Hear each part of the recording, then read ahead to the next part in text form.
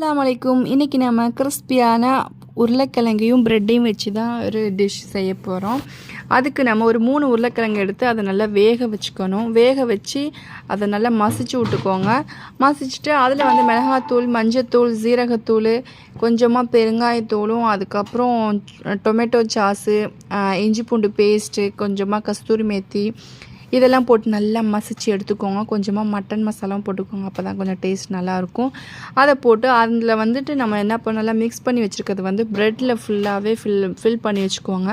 ஒரு ப்ரெட் எடுத்து அது மேலே ஃபுல்லாக அப்ளை பண்ணிவிட்டு அதை வந்துட்டு 4ஆக கட் பண்ணிக்கோங்க.